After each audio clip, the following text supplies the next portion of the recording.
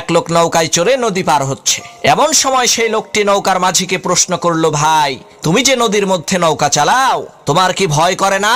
শুনেছি নৌকা ডুবে নাকি মানুষ মরে। তখন মাঝি বলল, ভাই আপনি ঠিকই শুনেছেন, আমার বাপ দাদাও নৌকা চালাইতো।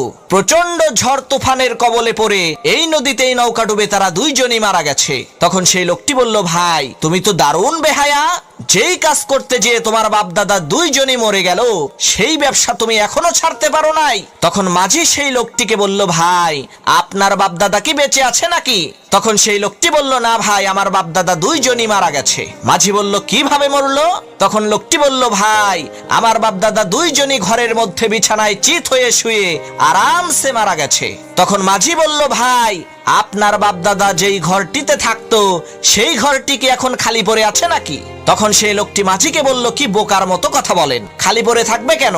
সেই ঘরে তো এখন আমি থাকি। তখন মাঝি বলল, আরে ভাই আপনিও তো বেহায়া কম না, যেই ঘরের মধ্যে আপনার বাপ দাদা দুইজনই মারা গেল সেই ঘরটাও তো আপনি এখনো ছাড়তে পারেন নাই।